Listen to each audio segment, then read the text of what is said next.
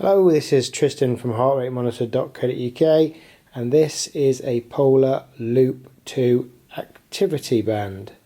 The Polar Loop2 is a fitness monitor activity tracker which is designed to help you maintain a more active lifestyle and hopefully improve your health, fitness and well-being.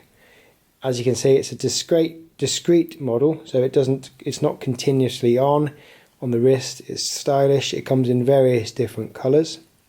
It's activated by pressing this button here. Currently connected to a Polar H6 H7 heart rate strap that I'm wearing, so it's receiving the heart rate via Bluetooth. This only got a single button which you can scroll through the main features of the Polar Loop2, which I'll do in a second. It took me a little while to get used to. I've used lots of fitness bands like the Fitbits and the Vivo Active and the Mio Fuse. Often I'll have a sequence of buttons that you press to tell it you're exercising. So it records that as an exercise session. On the Loop2, really all you do is put the belt on. While the belt is on, it's recording your heart rate, and when you sync up later, that data will be put into the Polar Flow app or the Polar Flow website, so you can see the exercise heart rate data. So the key to getting accurate heart rate data while you're exercising is to make sure you wear it. Make sure you wear your belt at the start of the exercise session and take it off when you've finished. If you keep it on when you're in the car, driving home, etc., you'll have a lot of sort of invalid training heart rate data that you don't really want. Okay, so let's go through it. Time of day, obviously, it's a watch. There we go. Display doesn't stay on very long. It's meant to be discreet. Touch the display, time of day. Once it's gone to sleep, when you next touch it, it shows you what was previously there. So it's going back to time of day each time. Press it again when it's on and it will scroll through. So there's my heart rate. Fat burn. What's that telling me? It's telling me that I'm currently in a fat burning zone, under probably 55 or 60% of my maximum heart rate. Therefore I am predominantly burning fat. If I was to start running around and take my heart rate over about 110, 120, it would say improve fitness, because I'm now improving my fitness. Okay, let's go through a few more features. Activity. No activity. This is your activity bar. That will fill up as you take steps throughout the day. What it's now telling me is how long I'd have to be partaking in a certain activity to fill the bar up. So it's currently empty. So if I want to fill it up, jogging, I could go for a 56-minute jog. I could walk for 2 hours and 9 minutes. Or I could stand up for 7 hours and 10. If I do any of those, I'll meet my goal. And it is my goal. I've set my activity level based on 3 levels in the Polar software. So that's great. That is a motivator, fills up throughout the day, and I can see if I'm doing enough activity. Press it again, it tells me calories. Calories is the total calories so far today. Now 806 might sound a lot because I haven't done anything, but those 806 are my base metabolic calories as well. So they're the calories that your body's always burning. I burn about 2,500 a day. We're about 8 hours into the day. Therefore that's about the third of the calories I'd expect to see burnt in a normal day. Steps, how many have I taken? 278, not many. I've been sitting at my desk and doing this video most of the day. So obviously average is people trying to get about 10,000 steps a day. That's the optimal for general, sort of recommended for general good health and well-being. But yeah, again, you can set all that yourself in the app. Sorry about the focus here, goes in and out a little bit.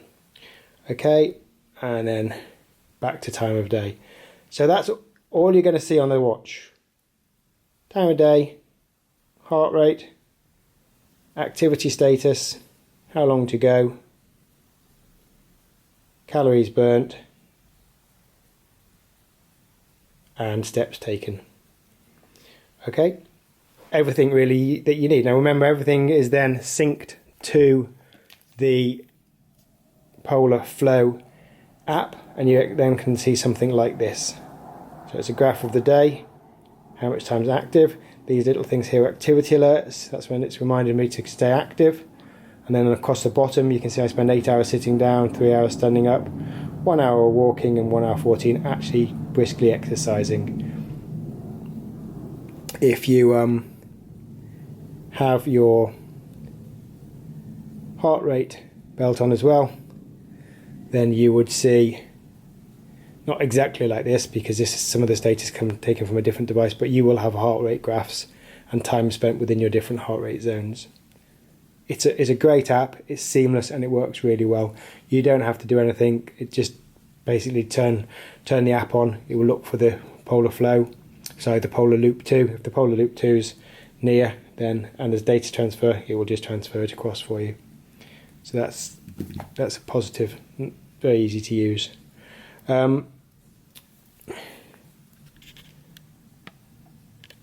That is the charging point on the back of the Loop 2. This is the connector. It magnetically clips itself in there, and then obviously on this end is a normal USB which can be plugged into a wall to charge or into the computer, and again that will be used for initially setting it up. And when you buy the Loop 2, the first thing you have to do is plug yourself in, turn it on, and connect to the Polar Flow website to set yourself up with an account.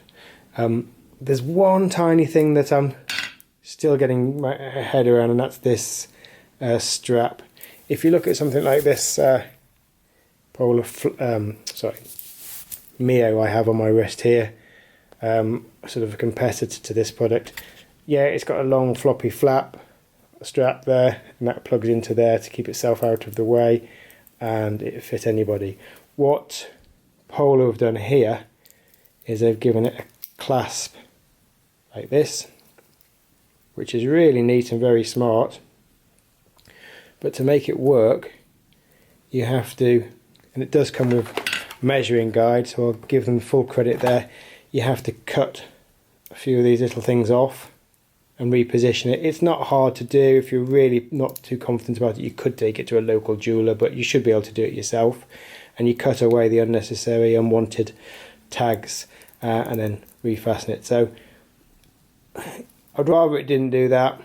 I'm not going to mark it down too hard on that, but yeah, I can understand why they did it, but I'd prefer it if they hadn't. Okay, so that is my short video review. I managed to keep it under 8 minutes of the Polar Loop 2. It's smart, it does a good job.